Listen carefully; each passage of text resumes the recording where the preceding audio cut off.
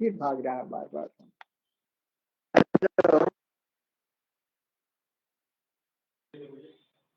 शुरू करिए।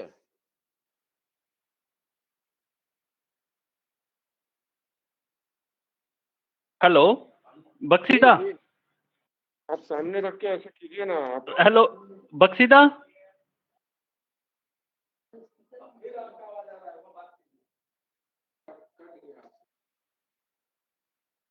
बख्शीदा,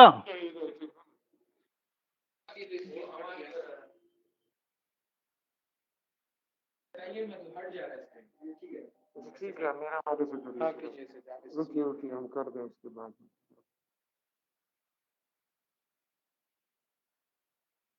बख्शी क्या हो रहा भाई? Hello comrade. हाँ आइए, बीच बीच में आप गायब हो। Hello hello. हाँ जी स्टार्ट कीजिए। आवाज नहीं आ रहा, लेकिन आ रहा है कॉमरेड आपका, का आवाज आ नहीं रहा है, आ आ रहा है, आ रहा है, रहा है। हाँ आ रहा है, आप स्टार्ट हाँ कीजिए। कॉमरेड शुरू करते हैं। आज जी। पूरी दुनिया के साथ झारखंड में महान नवंबर क्रांति की 104वां वार्षिकी मनाया जा रहा है। इसी क्रम में आज हमारी पार्टी की महामंत्री कॉमरेड सीताराम येचुरी की ऑनलाइन विशेष व्याख्यान कार्यक्रम में आप सभी को क्रांतिकारी अभिवादन। व्यस्त कार्यक्रम के बावजूद झारखंड के लिए समय देने के लिए हम राज्य कमेटी की ओर से उनके प्रति आभार व्यक्त करते हैं। धन्यवाद। अभी अनुरोध करेंगे हमारे महामंत्री कॉमरेड सीताराम येचुरी संबोधित करेंगे। कॉमरेड बख्शी और बाकी जितने भी साथियां हैं, सबसे पहले आप सबको मेरा लाल सलाम। और आज के अवसर पर जब महान समाजवादी क्रांति अक्टूबर क्रांति की सालगिरह पर आज हम लोग सब मिल रहे हैं, और इस क्रांतिकारी अवसर पर आप सभी लोगों को हमारी शुभकामनाएं और हमारा लाल सलाम। आज 103 साल हो गए समाजवादी क्रांति का हुए रूस के अंदर शुरुआत में, बाद में सोवियत संघ जो बना, और इसके कई सारे उपलब्धियां हैं जिसके बारे में हम सब लोग इतने सालों से प्रचार करते आए हैं। वो जो प्रोत्साहन रही हम सब के लिए, और उसी के चलते हुए कम्युनिस्ट पार्टियां में बनी, और ये हंसिया हथौड़ा, ये जो चिन्ह जो है दुनिया भर में इस लाल झंडे के साथ इसका पहचान हुआ उस क्रांति की वजह से। वही नहीं, कई सारे उपलब्धियां हैं। सभी बातों में संक्षिप्त में मैं आऊंगा, क्योंकि इन बातों को कई बार हम दोहरा चुके हैं। लेकिन आज की परिस्थिति में इस अवसर का एक खास प्रासंगिकता है, और वो प्रासंगिकता है आज की इन परिस्थितियों में जब ये महामारी फैल चुकी है पूरे दुनिया में, कोविड का महामारी, जिसके चलते हुए कई करोड़ों लोगों को ये बीमारी छू चुकी है। कई लाखों की तादाद में लोग अपनी जान भी गंवा चुके हैं। अपने देश के अंदर ये बेहद बढ़ते जा रहा है, और हमारी सरकार, ये भाजपा की सरकार, मोदी साहब की सरकार, ये अपने हाथ खड़े कर दी और कहते हमें यानी लोगों को कि आप अपने आप झेलिए, सरकार का अब कोई जिम्मेदारी नहीं है, अस्पतालों में जगह नहीं। और इस परिस्थिति में इस महान क्रांति की एक नई किस्म की उसकी एक खासियत और प्रासंगिकता हमें समझ में आ रहा है। और उसी के साथ साथ एक और कारण कि महामारी के चलते हुए जो दुनिया के अंदर ये पूंजीवादी व्यवस्था का जो आर्थिक संकट रहा, उस आर्थिक संकट जो पहले से ही एक मंदी की ओर डूब रहा था ये महामारी आने से पहले, वो आज और गहरा हुआ वो आर्थिक संकट, और उसके चलते हुए करोड़ों लोगों की नौकरियां गई। करोड़ों लोग आज जो है भूख से तरस रहे, तड़प रहे। अब ऐसी परिस्थितियों में समाजवाद और समाजवाद की खासियत और ज्यादा उसकी अहमियत जो है समझ में आ रही। इन दोनों बातों को हमें समझना है। और इसे ये अहमियत क्या है, ये समाजवादी क्रांति की उपलब्धियां हैं।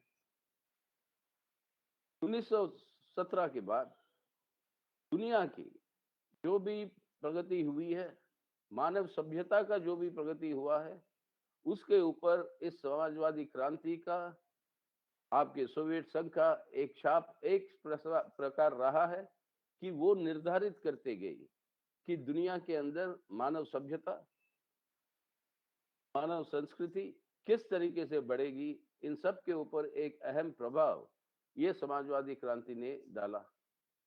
और उसके चलते हुए कई सारे देशों के अंदर, तकरीबन सभी देशों के अंदर ये लाल झंडा, ये हंसिया हथौड़ा और सब मेहनत का जनता, मजदूर वर्ग के नेतृत्व में शोषण के खिलाफ इन संघर्षों को तेज करते हुए कई सारे उपलब्धियां हासिल की। और खास तौर से श्रम कानून हासिल की, जिसको आज रद्द कर रहे मोदी साहब की सरकार अपने देश में, और उसी तरीके से कई सारे पूंजीवादी देशों में वो रद्द हो रही है।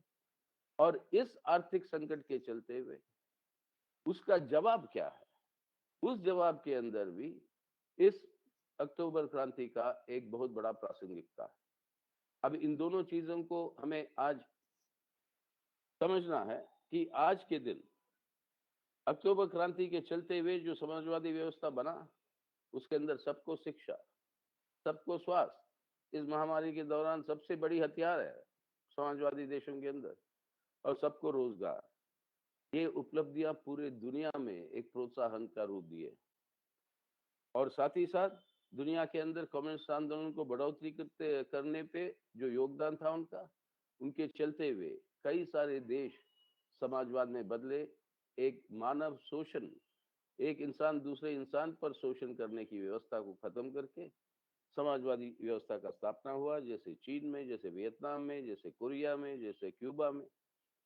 और इसके चलते हुए एक प्रभाव जो दुनिया के अंदर जो पड़ा है, और वो प्रभाव का सामना करने के लिए जो फासीवाद की ताकत उभर कर आई है पूंजीवादी व्यवस्था से, 1929-30 की जो पूंजीवादी आर्थिक संकट थी, उसके जवाब में कई सारे रास्ते पूंजीवादी व्यवस्था खोज रही थी, और उन रास्तों में से फासीवाद का एक रास्ता उन्होंने चुना।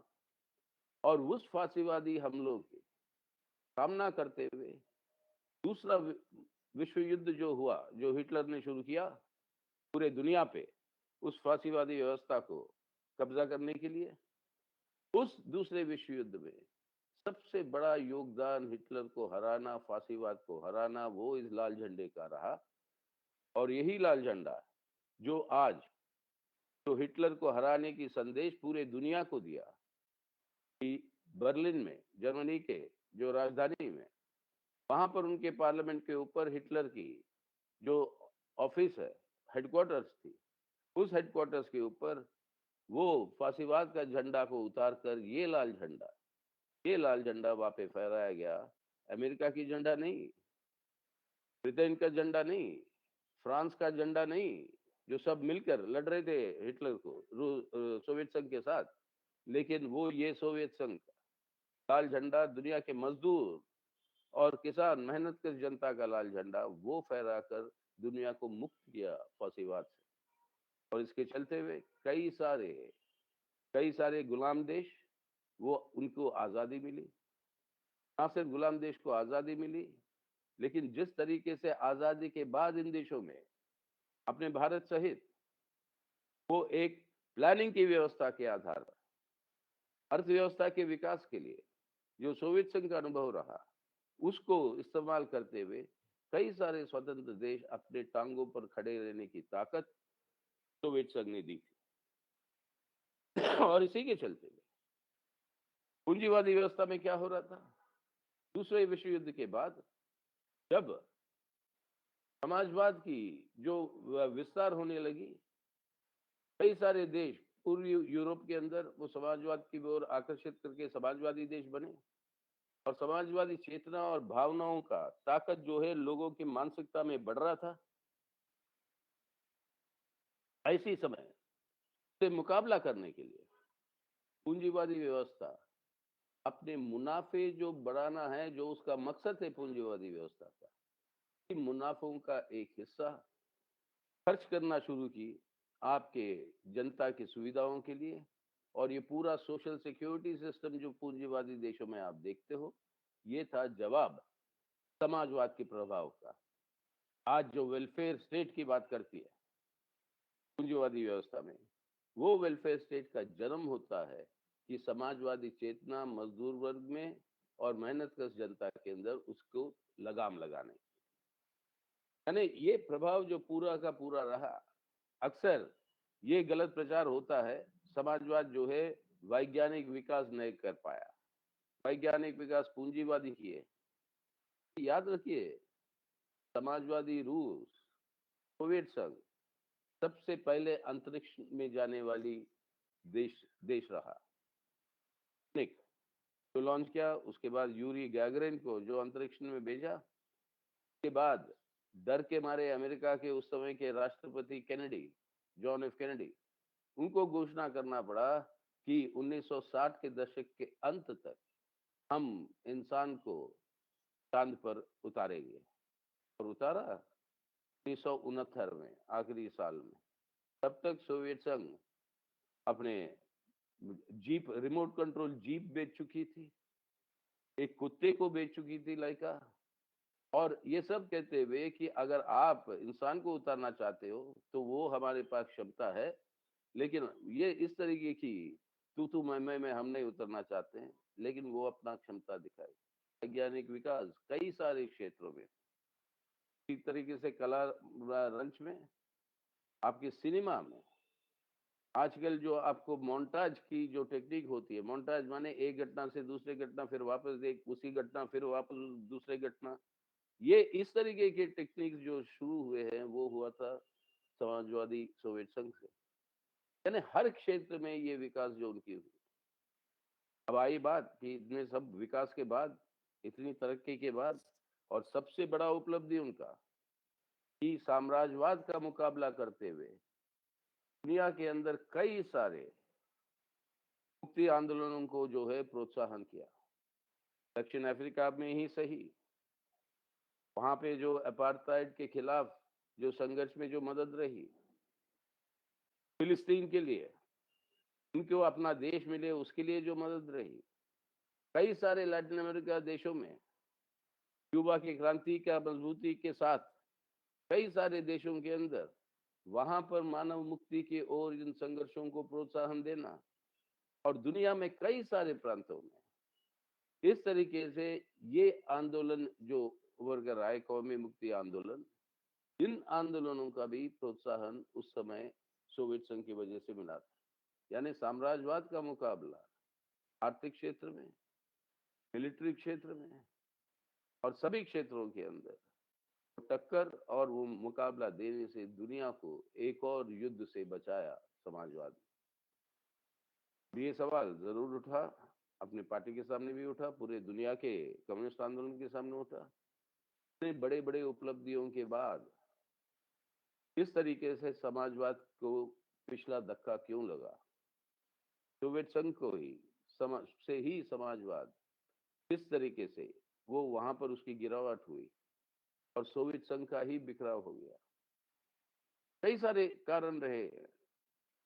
पार्टी मार्क्सवादी कम्युनिस्ट पार्टी ने 14वीं पार्टी कांग्रेस में 1992 में शायद दुनिया में से कम्युनिस्ट पार्टियों में से एकमात्र पार्टी थी कि इतनी फौरन सोवियत संघ खत्म होने के बाद इतना फौरन ही वो विश्लेषण करके क्या गलतियां रही है समाजवाद के निर्माण में, उन गलतियों के बारे में विश्लेषण करके क्या थे कारण, किस वजह से ये घटना घटी, लेकिन इसके पीछे निष्कर्ष क्या निकला? ना समाजवाद की उद्देश्य में कोई कमजोरी है या गलती है, हाँ मार्क्सवाद लेनिनवाद की क्रांतिकारी सिद्धांत के अंदर कोई कमी है तो इन सिद्धांतों को लागू करते हुए समाजवाद का निर्माण कैसे करना, उस निर्माण करने में जो गलतियां हुई उससे जनता से अलग थलग होने लगी समाजवादी सरकार। अब ये एक अलग मतलब चर्चा का विषय और रूप होगा, और कई सालों से हम ये चर्चा करते आ रहे हैं। लेकिन एक चीज याद रखिए, समाजवाद दुनिया के अंदर पहली बार मानव इतिहास में पहली बार एक बिना शोषण की संस्था का स्थापना रूस की क्रांति के चलते हुए हुआ। कोई नक्शा नहीं था, कोई पहले से ये कोई आधार और गाइडलाइन नहीं थी कि इस तरीके से चलना होगा। अब वो अपने अनुभव के साथ साथ जो गलतियां हो रही है उसको दुरुस्त करते करते 70 साल तक उसको जो है मजबूती के साथ चलाते आए, और उसके बाद उन गलतियों की वजह से जो है उसकी कमजोरी हुई, और वो गलतियों की वजह से जो कमजोरी हुई उसका असर पूरे दुनिया में, खास तौर से मेहनत कर जनता के ऊपर, मजदूरों के ऊपर, मजदूर वर्ग के ऊपर ये शोषण और तेजी के साथ बढ़ने की परिस्थितियां उपलब्ध हुई। और उसी समय से अब देखते हैं दुनिया के अंदर ये नव उदारवादी नीतियों की, आर्थिक नीतियों के आधार पर ये विश्वीकरण जो हुआ, उस विश्वीकरण की परिस्थितियां भी तब और मजबूत होती है, जिसके शिकार आज हम सब लोग हो रहे हैं। और सभी लोग जानते हैं कि किस तरीके से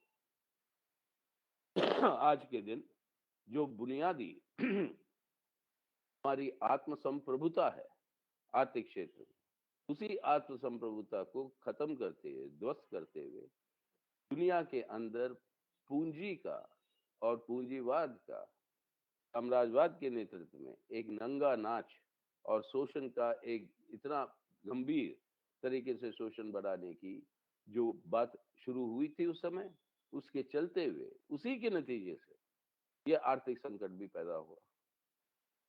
जो पूंजीवादी अर्थव्यवस्था का जो 2008 में जो संकट बड़ी बड़ी पैमाने पर दुनिया के सामने प्रकट आई, उसका आज तक कोई हल नहीं निकला पूंजीवादी व्यवस्था में, और जैसे हम चर्चा करेंगे ये हल नहीं निकल सकता। तो आज इस परिस्थितियों में ये महामारी आई हम पे, और उसका प्रभाव क्या होगा, क्या हुआ है अर्थव्यवस्था पे और लोगों की रोजमर्रा की जिंदगी पर, उस पर आएंगे। लेकिन ये महामारी जब आई, इससे निपटने के लिए जो अनुभव रहा है, आज विकसित पूंजीवादी देशों के अंदर ये हालत है कि बड़े पैमाने के साथ ये फिर से ये जो है ये बढ़ रही है। बहुत सारे देशों में अब फिर से लॉकडाउन वगैरह शुरू हो गई। आज इंग्लैंड में फिर से लॉकडाउन का घोषणा हुआ, स्पेन के अंदर फिर से लॉकडाउन का घोषणा हुआ, और 1 लाख से ज्यादा हर दिन बढ़ रहे हैं आज अमेरिका के अंदर। और वो चुनाव में हार चुके हैं ट्रम्प साहब, लेकिन हार नहीं मानेंगे, और उसके चलते हुए, वो अस्थिरता के चलते हुए ये खतरा और भी ज्यादा है।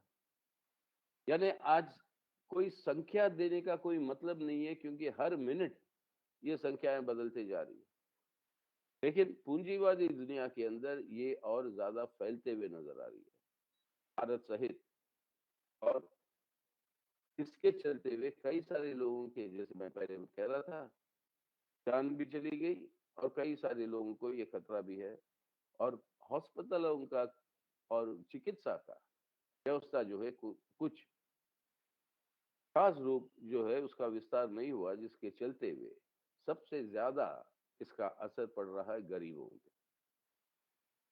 ये महामारी, ये कोविड का कीटाणु है, ये एक इंसान और दूसरे इंसान के बीच में फर्क नहीं करते, किसी को भी लग सकता है।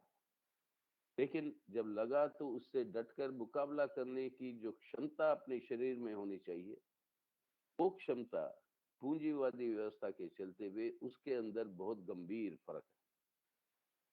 जिनके पास साधन है, जो अमीर है, और उनके पास पौष्टिक आहार का जो सुविधा रही है इतने सालों से, चलते हुए उनके शरीरों में इससे लड़ने का ताकत और मजबूत है। जबकि भूखा, गरीब, लाचार हर दिन अपनी जिंदगी कैसे गुजरेगा, इसके बारे में चिंता करने वाले वो सबसे ज्यादा शिकार होते जा रहे हैं सभी पूंजीवादी देशों में। और इसके मुकाबले में क्या देख रहे हो आप आज समाजवादी देशों में? अक्टूबर तक, बीता हुआ अक्टूबर के अंत तक, चीन, जहाँ पे ये आरोप भी लगाए थे ट्रम्प साहब और दुनिया में कि चीन ने शुरू किया इस महामारी को, वैज्ञानिक आधार पर समझो, दुनिया के सब वैज्ञानिक लोग बता रहे हैं, और मार्क्सवाद की वैज्ञानिक आधार पर भी समझा गई। हमारे अंदर यानी इंसान के अंदर एक घमंड है, और वो घमंड है कि आप और हम समझते हैं एक बार हम पैदा हो गए, यानी एक बार इंसान पैदा हो गया, इसके बाद प्रकृति में कोई और बदलाव नहीं आएगा। बदलाव के चलते हुए इंसान भी बना, छोटे छोटे कीटाणुओं से शुरू करके पेड़ पौधों के माध्यम से, कई सारे जानवरों के माध्यम से, और कई सारे अलग किस्म के माध्यमों से ये जो शरीर है अपना, ये जो इंसान है, वो इंसान की भी पैदाइशी इसी के चलते हुए हुई, जिसको एवोल्यूशन कहते हैं। अब ये एवोल्यूशन रुक नहीं गया जब हम आ गए, अभी भी चल रहा है। हर दिन, हर मिनट नए नए कीटाणु पैदा होते हैं, नए नए फूल उभर कर आते हैं, नए नए चिड़िया आपको पहली बार नजर आते हैं, और कई सारे नए नए चीजों की पैदाइशी होती है, और ये होता रहा, ये प्रकृति है। इस प्राकृतिक जो बदलाव है, उस बदलाव के चलते हुए हम भी बने, और ये समझना है कि हमारे बनने के बाद वो सब बंद हो गया, ये सबसे भारी गलती और घमंड जो है एक इंसान में होती। तो ये कीटाणु कहीं पर भी पैदा हो चुके। अब ये कह रहे हैं कि जानवरों से वो आए इंसान तक। अब दोबारा आज ये बता रहे हैं कि कई सारे देश में कुछ जानवरों को जो है वो पूरा का पूरा उन जानवरों को ही खत्म कर रहे हैं, क्योंकि फिर इंसान से उस जानवर में गया, और उस जानवर से फिर इंसान के पास पहुंचने की खतरा है। तो इसलिए डेनमार्क जैसे देशों में, वहां पर उनका वो पूरा का पूरा एक पशु नहीं है, एक पक्षी भी नहीं है, मतलब एक छोटा सा इंसान है जिसकी ऊन जो है बहुत महंगी होती है, बहुत गर्म होता है, उसके अंदर पाया गया ये कोरोना, तो उन सब को खत्म कर रहे हैं। तो ये वैज्ञानिक ये है कि, लेकिन सबसे पहले इसका असर नजर आया आपको चीन में, और उस चीन में पिछले साल दिसंबर से लेकर इस साल अक्टूबर के अंत तक कितने केस रिपोर्ट किए? 85,000, और उसमें से मौत कितने हुई? 4,634। आज हमारे देश के अंदर मौत कितने हैं? दुनिया के अंदर पूंजीवादी विकसित देशों के अंदर मौतें कितनी हैं? और उसी तरीके से देखिए आप क्यूबा को, एक छोटा सा देश, एक छोटा सा द्वीप, उस क्यूबा के अंदर कुल 123 लोग मरे हैं महामारी के चलते, और महामारी से काबू पाते हुए क्यूबा आज दुनिया के 50 से ज्यादा देशों को आज दवाओं से, डॉक्टरों से, नर्सेस के साथ वो मदद कर रही है कि इस महामारी से निपटने के लिए। 50 देशों से ज्यादा।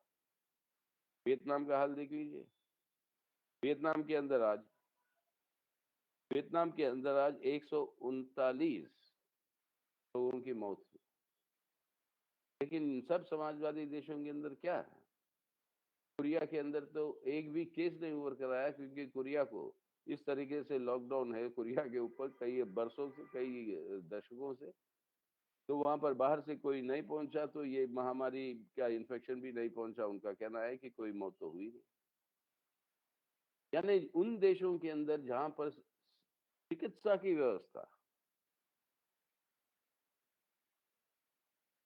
की व्यवस्था आम लोगों तक पहुंचाने की जो व्यवस्था है, उसके चलते हुए इस महामारी से निपटने के लिए बहुत बड़ा एक हथियार के रूप में वो काम किया। और जाहिर है समाजवादी देशों में, जैसे मैं पहले कह रहा था, शिक्षा, रोजगार, चिकित्सा, ये सब के लिए जो उन्होंने जो इंतजाम किया, उसका असर आज नजर आ रहा है। यानी आज इस क्षेत्र में भी, इस महामारी से निपटने के लिए भी, और इसके चलते हुए लोगों के ऊपर जो प्रभाव पड़ रहा है, कहीं भूखमरी ना हो, इसके लिए वियतनाम ने क्या कहा? जैसे आपके अब हम इलाके में, हमारे इलाके में, सब जगह अपने देश के अंदर अलग अलग नामों से, अलग अलग तरीके से ये तरीका चलता रहा कि हफ्ते में एक बार मार्केट जो है वहां पर खुलती है उस इलाके में, ताकि लोग खरीद सके जो भी उनको चाहिए। ये हाट कहते हैं बंगाली में, संता कहते हैं हमारी तेलुगु में, लेकिन ये हर जगह पे होता है। आपके झारखंड में भी निश्चित रूप से है। तो वियतनाम ने इस तरीके के हाट खोल रखी है, हफ्ते में एक बार हर इलाके में मार्केट खुलते हैं, जहाँ पर मुफ्त में आपको जो जरूरत की चीजें हैं, सब्जी, फल, अनाज, ये सब चीजें सरकार इसको मुफ्त में देती है लोगों को जो वहां पर हाट तक पहुंचते हैं। नई एटीएम की कल्चर शुरू की वियतनाम ने, और वो क्या है कि आप वो एटीएम मशीन के पास जाओ, आपका जो कार्ड जो सरकार ने दिया उस कार्ड को इस्तेमाल करो, और मुफ्त आप जो है अनाज उस मशीन में से जो आता है वो आप मुफ्त ले जाइए, ताकि भूखा ना मरे। ये है समाजवादी व्यवस्था। आज समाजवाद और पूंजीवाद के बीच में एक बिना शोषण की एक मानव समाज जो समाजवाद है, उसकी खासियत और उसकी ताकत पूंजीवादी व्यवस्था के मुकाबले में कई अनगिनत ऊंची है। ये बात आज इस महामारी के संदर्भ में और स्पष्ट तरीके से दुनिया के सामने आई। और ऐसी परिस्थिति, लॉकडाउन हुए, इनमें भी हुआ लॉकडाउन, वियतनाम में भी हुआ लॉकडाउन, क्यूबा में भी हुआ लॉकडाउन, लेकिन आज इन सभी समाजवादी देशों में लॉकडाउन को खत्म करते हुए, क्योंकि महामारी पर अंकुश लगा पाए, अर्थव्यवस्था फिर से दोबारा खुलना शुरू हुआ और आर्थिक विकास का दर भी शुरू हुआ। ये दूसरी जो 3 महीने का ये है 2020 के साल में, अप्रैल मई जून, 3 महीनों के आंकड़े अगर आप निकाल के देखते हैं तो दुनिया के अंदर सभी पूंजीवादी देश का जीडीपी का विस्तार, जो विकास का विस्तार रहा, वो घटा। कहां तक कि अपने भारत में वो घटा -23.9%, यानी 24% हमारी जीडीपी घटी है उन 3 महीनों के अंदर। और दुनिया के अंदर अमेरिका से लेकर सभी पूंजीवादी देशों, जापान, ऑस्ट्रेलिया, कनाडा, यूरोप में फ्रांस, ब्रिटानिया, सब देशों में ये जो है भारी पैमाने से घटी है, 10% से ज्यादा। लेकिन उन्हीं 3 महीनों में चीन ने क्या दिखाया, उसकी अर्थव्यवस्था, उसका जीडीपी 3.2% बढ़ा। अगले 3 महीनों में तरीके से वो 3.2% से लेकर 5.9% तक चीन की जीडीपी की विकास हुआ, जबकि बाकी सब देशों में अभी भी माइनस में चल रहा है, भारत सहित। पूरे साल के लिए हमारा रिजर्व बैंक कहता है कि 9.5% हमारा जीडीपी घटेगा। आईएमएफ कहता है कि भारत का 10.5% के करीब घटेगा। लेकिन चीन के बारे में वो क्या कहते हैं? चीन के बारे में वो कहते हैं कि आज चीन का जो है इस पूरे साल में, 2020 के साल में, चीन का जो जीडीपी का विकास होगा 6.1%, और सभी विकसित पूंजीवादी देशों का आर्थिक विकास घटेगा -5.9%। यानी पूंजीवादी व्यवस्था के अंदर अर्थव्यवस्था की विकास जो जितनी स्तर पर घट रही है, उतनी स्तर पर समाजवादी व्यवस्था का जीडीपी का स्तर जो है बढ़ रहा है। चीन हो, वियतनाम हो, क्यूबा हो, कोरिया हो, वो अपने अपने अर्थव्यवस्था को सुधारते हुए तो बेरोजगारी, भूखमरी जो पूरी दुनिया के पूंजीवादी देशों में और अपने जैसे विकासशील देशों में और तेजी के साथ जो बढ़ रहा है, सब दर एक मुकाबले में दिखाते हैं कि इस अर्थव्यवस्था के आर्थिक संकट से भी लोगों की बचाव के लिए समाजवादी व्यवस्था जो है कई ऊंचे स्तर पर है पूंजीवादी व्यवस्था के मुकाबले। तो आज इस क्षेत्र में समाजवाद की आज जो है खूबियत पूंजीवाद के मुकाबले में, यानी एक बिना शोषण की एक व्यवस्था जिस तरीके से जनता का देखभाल कर सकती है, उनकी तरक्की के लिए काम कर सकती है, वो स्पष्ट रूप से दुनिया के सामने फिर नजर आ रहा है।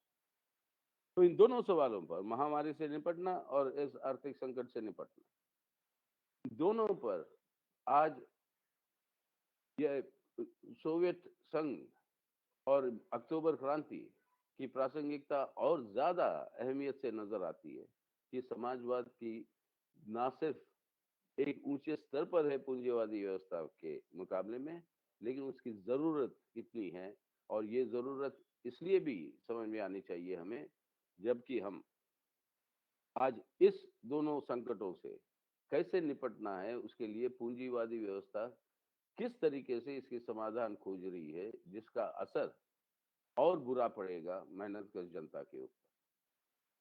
और ये असर आज हम देख रहे हैं। ये आर्थिक विकास के लिए, इस आर्थिक विकास का सामना करने के लिए एक तरफ से सभी लोग कहते हैं इंसानियत के तौर पर कि वैक्सीन जब आएगा वही एकमात्र इलाज है।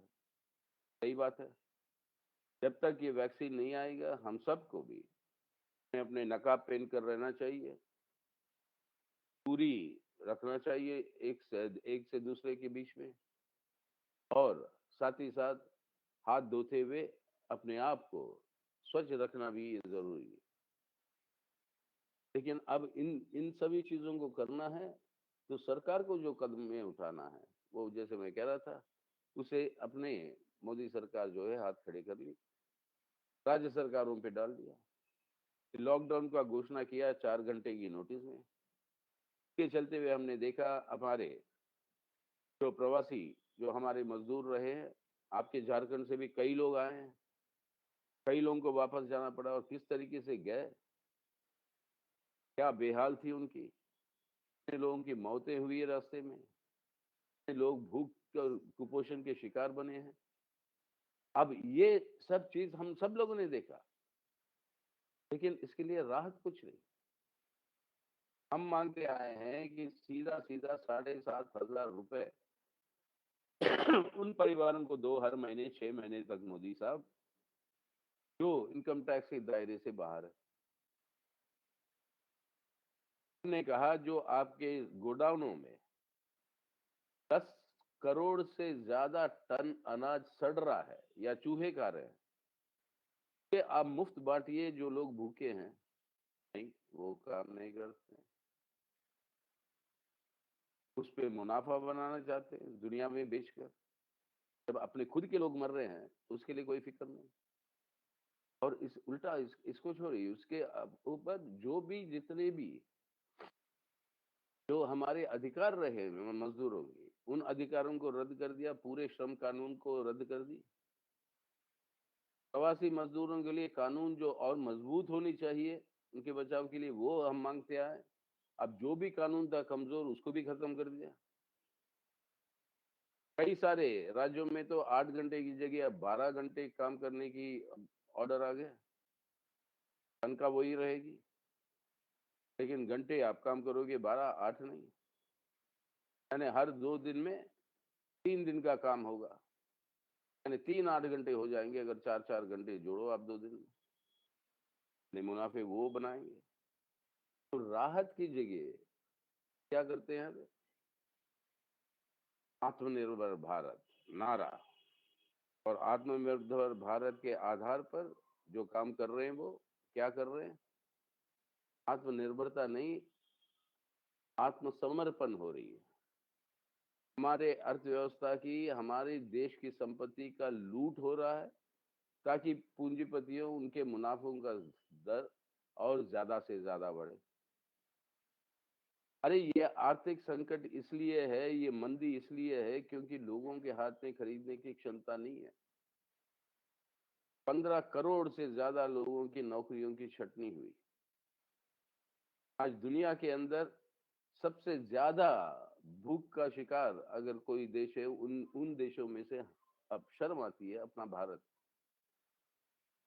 इनके लिए कोई हल नहीं, लेकिन 20 लाख करोड़ रुपए का स्टिमुलस पैकेज की बात करते हैं आत्मनिर्भरता के नाम पर। और ये भी एक वही जुमला रहा है कुल मिलाकर सरकार ने जो वायदा किया खर्च करने का, वो 20 लाख नहीं 2 लाख करोड़ से भी कम है। का कोई मतलब नहीं है अपने जैसे मुल्क में इतनी भारी जनसंख्या में। लेकिन ये भी वो घोषणा क्या हुई, लोगों के हाथ में खरीदने की क्षमता चाहिए। वो क्षमता देने की जगह वो कह रहे हैं कि ये पैसा इस्तेमाल होगा ताकि पूंजीपति वो कर्ज ले सके और कर्ज लेकर वो निवेश करें। और यही सुझाव जो है दुनिया भर में पूंजीवादी व्यवस्था के लिए ये नव उदारवादी नीतियां कर रहे हैं सब जगह पर। यही है कि और धन जो है वो रखिए आप पूंजीपतियों के सामने, ताकि वो उसका कर्जा लेते ऋण लेंगे और उस ऋण के आधार पर वो निवेश करेंगे, जिसके चलते हुए उनका कहना है कि रोजगार बढ़ेगा, आर्थिक विकास होगा। अरे भाई, कोई भी ऐसे उधार लेकर अगर कारोबार भी हमारा लगाता है, उस कारोबार के अंदर जो पैदा होता है, जो उत्पादन होता है, अगर उस वस्तु का बिक्री नहीं होती है, वो बिकता नहीं है मार्केट में, तब ना मुनाफा बढ़ेगा ना आर्थिक विकास होगा। अगर उस वस्तु को खरीदना है तो लोगों के हाथ में खरीदने की क्षमता चाहिए। जब वही क्षमता खत्म हो गई, ये बेरोजगारी की वजह से, ये भूख की वजह से, इस गरीबी की वजह से, खरीदने वाला कौन है? तो खरीदने वाला नहीं होगा। जितना भी ऋण लेने के लिए पैसे आप उपलब्ध करिए मोदी साहब, से कोई आर्थिक विकास नहीं हो पाएगी जब तक लोगों के हाथ में खरीदने की क्षमता ना आए। लेकिन ये क्षमता अगर देनी है, दुनिया के अंदर भी जो उदारवादी नीतियों के बड़े बड़े पंडित रहे, आज भी है, उनका भी ये कहना है कि सरकार को अपना खर्चा बढ़ाना चाहिए। यहाँ तक कि ब्रिटानिया का प्रधानमंत्री वो ये बात कहते हुए कहता है कि पहला वो वाक्य वो इस्तेमाल करता है कि मैं कम्युनिस्ट नहीं हूं, लेकिन मैं चाहता हूं सरकारी खर्चा बढ़े। घोषणा तो की, लेकिन बढ़ाया कुछ नहीं। अब ये घोषणा सरकारी खर्चा बढ़ाने का मतलब क्या है? जो बात हमारी पार्टी में करते हुए आई कि सरकारी खर्चा का मतलब यह है कि सरकारी निवेश करो। हमारे देश के अंदर जो अपने लिए चाहिए, अपना इंफ्रास्ट्रक्चर, ग्रामीण सड़कें बनाइए, सिंचाई के लिए नहर खुदवाइए ताकि हमारा किसान आत्महत्या ना करे, और इस तरीके से काम करवाते हुए हमारी इंफ्रास्ट्रक्चर बढ़ाने के लिए करोड़ों लोगों को लिए नौकरियों की सृष्टि होगी। और वो नौकरियों की सृष्टि होगी। हमारा नौजवान आज जो भटक रहा है, जो आज नौकरी खोजने से ही बाहर हो गया मार्केट से, तो वापस अपने गांव में जाकर थोड़ा बहुत जमीन है या जो भी है वहीं पर गुजारा और जिंदा रहने की कोशिश कर रहे हैं आज। तो अब ऐसे नौजवानों को जो अब नौकरियां मिलेगी, उसके हाथ में उसका पैसा आएगा, का वेतन, इस निवेश के अंदर जो चलते हुए जो काम जो उभरेंगे वो करते हुए, वो वेतन जब खर्च करने लगेगा, तब अपनी अर्थव्यवस्था में सुधार आ सकती है, क्योंकि लोगों के हाथ में खरीदने की क्षमता बढ़ती है और अर्थव्यवस्था में मांग बढ़ता है।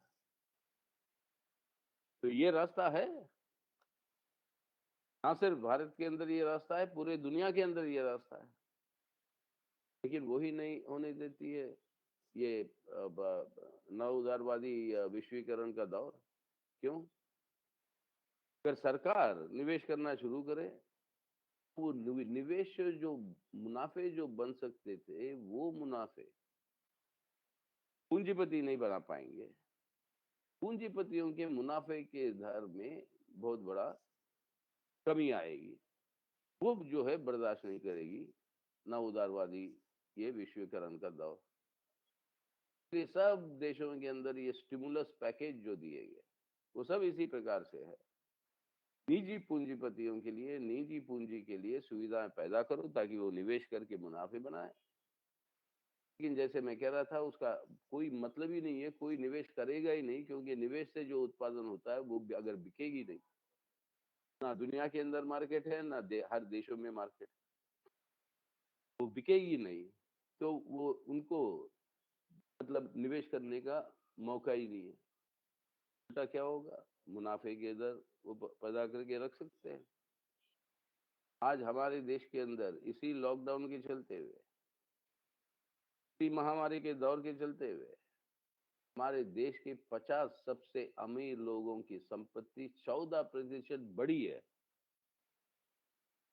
जबकि आपकी हमारी पूरी की पूरी जिंदगी की व्यवस्था लुढ़क रही है। कई लोग तो मतलब बेरोजगारी हो गए, भूख से तरस रहे हैं। ऐसी हालत में गरीब गरीब होता जा रहा है, अमीर अमीर होता जा रहा है। यही हालत है दुनिया के अंदर। दुनिया के खरबपति सबसे ज्यादा उनकी संपत्ति बढ़ाए वो इस साल में, जब ये महामारी और ये आर्थिक मंदी चल रही, यानी मुनाफे बढ़ाते रहिए। और मुनाफे बढ़ाना है तो देश की संपत्ति को लूटिए। देश की संपत्ति को लूटना है तो निजीकरण करो बड़े पैमाने पर।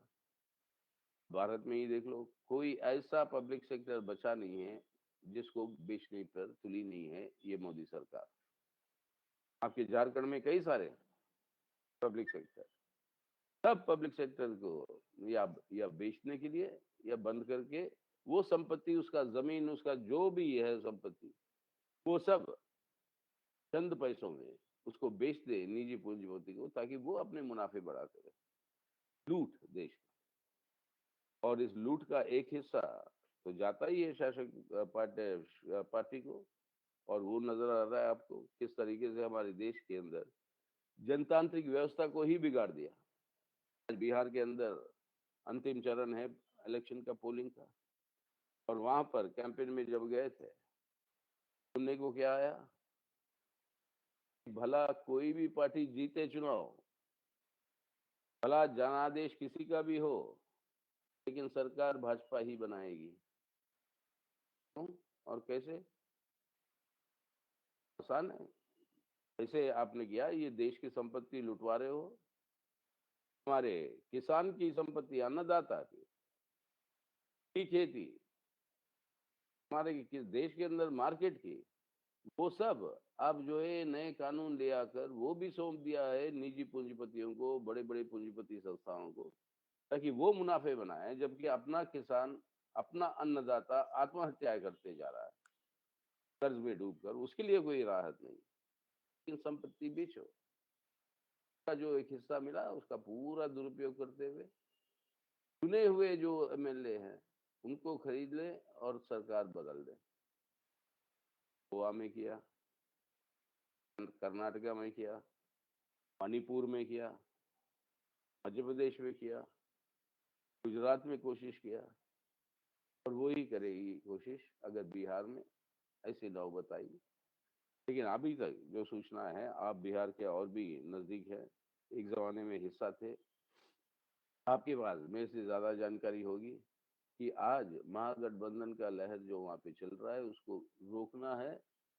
बहुत कुछ कोशिश किया उन्होंने रोकने के लिए, अगर नहीं रोकेंगे तो उसके बाद भी सरकार ना बनने दें, इसकी पूरी कोशिश होगी। तो इस तरीके से देश का लूट, किसान का बर्बादी, मजदूर वर्ग का बर्बादी, श्रम कानून खत्म, और जितने भी जनवादी अधिकार हैं, मानव अधिकार है लोगों की, वो शांतिपूर्वक प्रदर्शन भी करो आप विरोध में, इनके ऊपर कार्रवाई। जो भी सरकार के नीतियों के खिलाफ जाता है उनको जेल में बंद कर दो, और ऐसे कानून के तहत बंद कर दो कि उनको बेल भी ना मिले। कोई केस नहीं है, कोई तथ्य नहीं, लेकिन हिम्मत कैसी हुई सरकार के खिलाफ बात बोलने की। वाह, ये है हमारी जनतंत्र जिस तरीके से बिगाड़ रहा है। संविधान की धज्जियां उड़ाई जा रही, संवैधानिक अधिकारों को खत्म किया जा रहा है, और संवैधानिक संस्थाएं के पार्लियामेंट से शुरू करते हुए आपके कोर्ट कचहरी, आपका चुनाव आयोग, ये सब जो स्वतंत्र संस्थाएं थी, जो सरकार के ऊपर एक अंकुश के रूप में काम करते थे, वो ज्यादती ना करें, वो सब को सरकार के ही एक एजेंसी के रूप में उतार दिया। यानी जो हो रहा है परिस्थिति दुनिया के स्तर पर और अपने देश में भी, पूंजीपतियों के लिए और देश के अंदर धनिक लोगों, दुनिया के अंदर धनिक लोगों के लिए वो अपनी संपत्ति बढ़ाने का मौका और वो अपनी मुनाफे बढ़ाने का मौका और तैयार की जाए। और इसके चलते हुए हो क्या रहा कि जितना मुनाफे बढ़ाते जाएंगे उसका मतलब ये है कि उतना ही तेज आर्थिक शोषण हो रहा है लोगों का, मेहनतकश लोगों का। और जितना ज्यादा आर्थिक शोषण होता है उतना ही कम खरीदने की क्षमता लोगों के हाथ में होती है और ये खरीदने की क्षमता और घटते जाएगी तो ये आर्थिक मंदी और गहरा होते जाएगा। ये पूरा स्टिमुलस पैकेज ये सब जो है उसके लिए कोई विकल्प नहीं है। इस मंदी की परिस्थिति से बाहर निकलने का रास्ता नहीं है। स्पष्ट रूप से दुनिया के पैमाने पर और भारत के अंदर स्पष्ट रूप से ये नजर आ रहा है कि आज ये जो हमला जो मेहनतकश जनता के ऊपर एक वर्गीय हमला है, ये वर्गीय हमला और तेज हो रहा है दुनिया के पैमाने पर और अपने देश के अंदर। ये वर्गीय हमले जो तेज हो रहे हैं इसके विरोध में जन आंदोलन और मेहनतकश जनता के आंदोलन ये और तेजी के साथ बढ़ रहे हैं। लॉकडाउन के चलते हुए कई पाबंदियों के बावजूद लाखों के तादाद में किसान जो है ये नए आपके कानूनों के खिलाफ बड़े बड़े प्रदर्शनों में उतरे हैं। कई सारे जगह निजीकरण के खिलाफ आज ट्रेड यूनियन आंदोलन एक बड़े बड़े संघर्षों में उतरी है। अब इन संघर्षों के चलते हुए कुछ उपलब्धियां भी हासिल हुई है। यूपी जैसे प्रदेश में भाजपा की सरकार, भाजपा का मुख्यमंत्री, उस तरीके की सरकार में इलेक्ट्रिसिटी क्षेत्र के अंदर निजीकरण के ऊपर जो संघर्ष चली उससे रोक कर सरकार को पीछे हटना पड़ा, पीछे कदम लेना पड़ा। तो इस तरीके से दबाव भी बढ़ रहा है सरकार। लेकिन अगर ये दबाव बढ़ रहा है तो खतरा ये है कि जब मजदूर वर्ग और मेहनतकश जनता की चेतना में ये बात स्पष्ट रूप से बैठती है कि इस आर्थिक संकट से और हमारी रोजमर्रा जिंदगी की समस्याओं से हल निकलने की क्षमता आज पूंजीवादी व्यवस्था में, साम्राज्यवादी व्यवस्था में नहीं है, तब ये जनसंघर्षें जो है आज इस असंतोष जो बढ़ रहा है उस असंतोष के कारण ये संघर्ष जो है मजबूत हो रहे हैं और भी मजबूत होंगे आने वाले दिनों में। और वो आने वाले दिनों में और मजबूत होते हुए ऐसी खतरनाक परिस्थिति तक ना पहुंचे कि वो ये पूंजीवादी व्यवस्था के खिलाफ ही एक राजनीतिक विकल्प के रूप में वो खड़ा ना हो। यानी पूंजीवादी व्यवस्था में कोई हल नहीं है। अगर होना चाहिए हमें तो पूंजीवादी व्यवस्था के बाहर ही ये हल जो है मिल सकता है। और बाहर का हल मिलने का मतलब क्या है? पूंजीवादी व्यवस्था के विकल्प में एक राजनीतिक, एक आर्थिक, सामाजिक विकल्प हो और जो विकल्प है बिना शोषण की व्यवस्था के, और वो विकल्प है समाजवाद। आज ये वर्ग संघर्ष जो तेजी के साथ जो छेड़ा गया पूरे दुनिया के अंदर और अपने देश के अंदर, इसका जवाब एक ही है, वर्ग संघर्ष को तेज करते हुए, जन संघर्षों को तेज करते हुए इस व्यवस्था को बदलनी है। और वही जज्बात से रूस की मेहनतकश जनता, मजदूर वर्ग के नेतृत्व में वो इसी जज्बात के चलते हुए वो क्रांतिकारी आंदोलन को मजबूत करते हुए समाजवादी क्रांति, अक्टूबर की क्रांति हुई थी। आज यही रास्ता है समाजवाद का और वही विकल्प है समाजवाद का। और इसी रास्ते और इसी विकल्प को रोकना है, और रोकना जाहिर है पूंजीवादी व्यवस्था के लिए और शासक वर्गों के लिए। अगर इसको रोकना है तो ये जो असंतोष जो बढ़ रहा है लोगों में, इस असंतोष एक क्रांतिकारी मोड़ ना ले, इसके लिए उनको गलत भावनाओं के आधार पर लोगों की एकता जो मजबूत हो रही है इन संघर्षों में, उस एकता को जो है आप बिखराइए, डिसरप्ट करिए, ताकि वो मजबूत ना रहे। और ये रास्ता दुनिया में कई सारे प्रांतों में, कई सारे देशों में यही रास्ता अपनाया, जिसको हम कहते हुए आए कि ये राजनीति के अंदर एक दक्षिणपंथी झुकाव है। दक्षिणपंथी झुकाव का मतलब क्या है? आपके पास रोजगार नहीं है, आप महंगाई बढ़ रही है, आज प्याज आलू 100 रुपए किलो तक पहुंच गए हैं दिल्ली में।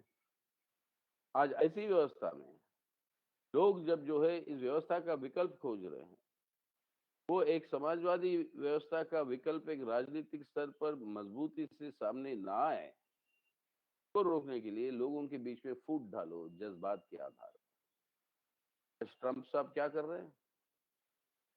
लोग इतने उनके खिलाफ थे, इतना उनका मीडिया खुद उनके खिलाफ था, इतना दुनिया के अंदर उनको और जिस तरीके से उनका व्यवहार रहा उसकी निंदा होती रही, के बावजूद इतने सारे वोट कैसे मिले उनको? क्योंकि आपको याद होगा, हिंसा के कारण एक काले चमड़े के एक इंसान को वहां पर पुलिस ने उनको जान से मार दी, उनका खून किया था। और वो जब उनका खून किया था, नस्लवाद की भावनाओं को और तेजी के साथ बढ़े, नफरत और हिंसा की जो वातावरण जो है उसका पूरा का पूरा इस्तेमाल किया ट्रंप साहब, हल निकालने के लिए नहीं, न्याय दिलाने के लिए नहीं, लेकिन उसका इस्तेमाल किया है कि जो नारा उभर कर आई, बहुत बड़ा आंदोलन दुनिया के पैमाने पर बढ़ा, ब्लैक लाइव्स मैटर के नाम से। काले जानों की जो है वो उनकी भी उतनी ही रक्षा और उनकी भी उतना ही मूल्य है। ये सवाल ब्लैक लाइव्स मैटर के बात पर वो आई, उसका जवाब क्या था ट्रंप साहब का? White power. व्हाइट पावर है, यानी जो लोगों को नस्ल के आधार पर, रंग के आधार पर बंटवारा करके एक दूसरे के बीच में तनाव पैदा कर। उसी तरीके से ब्राजील में वहां का राष्ट्रपति जो है खुद कहता है कि मैं फांसीवादी हूँ, कहता है कि कोई ट्रेड यूनियन मूवमेंट नहीं चलनी है मेरे देश में जब तक मैं राष्ट्रपति हूँ। सब पे खत्म करने की अब कोशिश कर रहे हैं और वही उनका उद्देश्य है। तुर्की में एर्दोगान साहब, वहां पर भी इस तरीके की कोई भावनाओं के आधार पर ये नफरत और हिंसा की वातावरण पैदा करके फूट डाले देश में। ये सांप्रदायिक ध्रुवीकरण का इस्तेमाल करते हुए मोदी साहब का पूरा भाषण देख लीजिए आप। इसलिए बिहार के चुनाव में एजेंडा क्या था? अयोध्या का मंदिर, धारा 370 को रद्द किया कश्मीर में, और उनको बढ़ावा देने के लिए यूपी सरकार ने लव जिहाद के सवाल पर नए कानून की बात छेड़ी, और सब जगह पर वही भूत के अंधेरे में हमें ले जाना चाहते हैं, यानी वो पीछे को देख रहे। हम चाहते हैं भविष्य का उजाला। ये संघर्ष है, भूत के अंधेरे में मोदी साहब ले जाना चाहते हैं देश को, हम मेहनत कर जनता और ये लाल झंडा हम ले जाना चाहते हैं भविष्य के उजाले में। लेकिन यही सांप्रदायिक ध्रुवीकरण को और तेज करते हुए नफरत और हिंसा के आधार पर एक मनुवादी व्यवस्था को लागू करने के लिए दलितों पे अत्याचार, हमारे आदिवासियों पे अत्याचार और अपने महिलाओं पे जिस तरीके के अत्याचार हो रही है बीजेपी के चलते हुए, उनके सरकारों के चलते हुए, हाथरस एक ही जगह नहीं थी, तकरीबन हर दिन इस तरीके की घटनाएं होते हैं बीजेपी भाजपा की सरकार के चलते हुए उत्तर प्रदेश यूपी में। तो अब इस तरीके के हालात ले आके लोगों के बीच में फूट डालकर उनके बीच में झगड़े करवा के वो अपना राज करें। तो ये जो ये दक्षिणपंथी झुकाव है राजनीति के अंदर, इस झुकाव के चलते हुए जो विकल्प है, जो चाहिए इस पूंजीवादी व्यवस्था के शोषण के खिलाफ, इस महामारी को निपटने की क्षमता ना होने की वजह से अभी भी जो मांग होनी चाहिए कि सबको जो है चिकित्सा का व्यवस्था खड़ा करिए आप वो सवाल को, के ध्यान आकर्षित ना हो उन सवालों पे, उनको उनका ध्यान वहां से हटाए। तो इस वजह से जज्बाती सवालों के ऊपर नफरत और हिंसा की वातावरण फैलाते हुए वो अपने राज को, अपनी शोषण को बरकरार रखना चाहते हैं। अब ये है परिस्थिति जहां पर दुनिया खड़ी है इस अक्टूबर रेवोल्यूशन की क्रांति की सालगिरह के अवसर पर। यानी हमारे देश के, दुनिया के अंदर शासक वर्ग, पूंजीवादी व्यवस्था, वर्ग हम लोगों को और तेज कर रही है और उसका जवाब एक ही हो सकता है, तो वो है हमारी तरफ से और अपने जैसे हर मुल्क के अंदर वर्ग हम लोगों को जब तेज हो रहे हैं, उसका मुकाबला है वर्ग संघर्षों को तेज करना, ताकि उसी संघर्षों को तेज करते हुए ही हम जो है ये शोषण वाली व्यवस्था को बदल कर एक बिना शोषण वाली व्यवस्था ले आ सके। लेकिन वही काम करना है तो जो एकता चाहिए मेहनत कश और शोषित वर्गों के बीच में अपने देश में, मजदूर वर्ग, मजदूर और अपने किसानों के बीच में, ये जो क्रांतिकारी जो देश रहना चाहिए संघर्षशील एकता, उसको तोड़ने के लिए इस तरीके से जज्बाती सवालों पर लोगों के अंदर फूट डालने की पूरी कोशिश।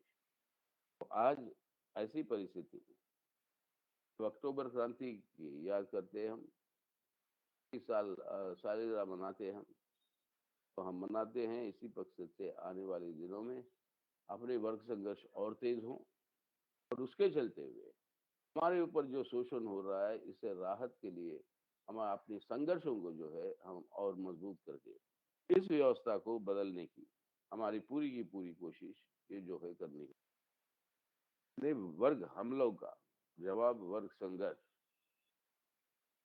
और भूत के अंधेरे में ले जाने वाली प्रक्रिया है मोदी सरकार की, आरएसएस और भाजपा का एक मनुवादी व्यवस्था का लागू करना, वो उनकी जो प्रक्रिया है उसके मुकाबले में भविष्य के उजाले में ले जाने के लिए आज जो है हम लोग यहाँ पर खड़े हैं।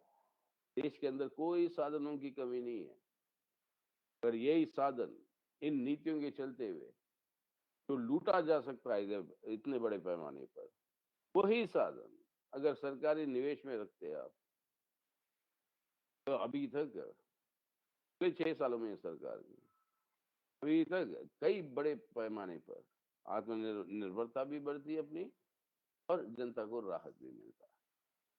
आज इस मुकाम पर जब खड़े हैं इसका एक ही प्रासंगिकता है अक्टूबर क्रांति का, और वो प्रासंगिकता है कि आज के इन ठोस परिस्थितियों में इस ठोस विश्लेषण के आधार पर हमें वर्ग संघर्षों को मजबूत करना, और इसके लिए सबसे पहली बात ये जो भाजपा की सरकार आज सत्ता में है, जो पूरा का पूरा सत्ता का दुरुपयोग करते हुए हमारे संविधान को ही ध्वस्त करना चाहती है, और ये संवैधानिक व्यवस्था धर्मनिरपेक्षता, धर्मनिरपेक्ष जनतंत्र का गणराज जो भारत है, जो हमारा संविधान कहता है, उसको खत्म करके उस जगह पर एक कट्टर फांसीवादी, नफरत से भरी हुई एक मनुवादी, एक ऐसा व्यवस्था, उनका हिंदुत्व की व्यवस्था, उसको उसके जगह पर खड़ा करे, ये जो उद्देश्य है उनकी, इस उद्देश्य के चलते हुए आज ये वर्ग शोषण और तेज हो रही है अपने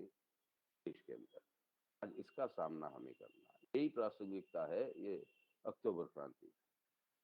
जैसे वो कर पाए 103 साल पहले, इसी तरीके से हमें आज वो मजबूती के साथ इस काम को आगे ले जाना है, एंड तभी हम ये कह सकते हैं कि इस लाल झंडे का प्रासंगिकता तभी हम जो है स्पष्ट रूप से साबित करते हैं लोगों के सामने, देश के सामने, दुनिया के सामने कि असली राहत देने वाली झंडा यही है, और इस झंडे के आधार पर इन संघर्षों को तेज करना है, और उस तब तक ये जो आरएसएस भाजपा जो सत्ता में है उसको सत्ता से अलग रखना है। सत्ता को इस्तेमाल करके वो अपनी व्यवस्था को इस तरीके से लागू करे कि देश को ही बिगाड़ दे, ये स्वीकार नहीं है। तो आइए ये प्रतिज्ञा हमने लेना होगा, ये पुनर्संकल्प हमें लेना होगा आज के दिन कि अक्टूबर क्रांति की इस सालगिरह पर हम अपने देश में और दुनिया के अंदर बाकी कम्युनिस्टों के साथ मिलकर इस वर्ग हमले का मुकाबला, वर्ग संघर्षों को मजबूत करते हुए जो अपने जनता की मजदूर वर्गों की, इन सब की लिखता है उसको उसके अंदर फूट डालने के लिए जज्बाती सवालों को ले आकर इस साजिश को हराते हुए मजबूत करेंगे। ये है संकल्प जिसे हमें पुनः आज लेना होगा कम्युनिस्टों के नाते, और यही है प्रासंगिकता कॉमरेड्स आज के दिन क्रांति का। और इस प्रासंगिकता को समझते हुए अपने आप को और अपने आंदोलन को हमें मजबूत करने की जरूरत है। यही उम्मीद करते हुए आप सबसे कि ये इसी बात को हम और मजबूती के साथ आगे ले जाएंगे। मैं आप सभी को इसे मेरा लाल सलाम और मेरा नमस्कार कहते हुए मेरी बात आज खत्म कर रहा हूं। धन्यवाद। कॉमरेड बख्शी।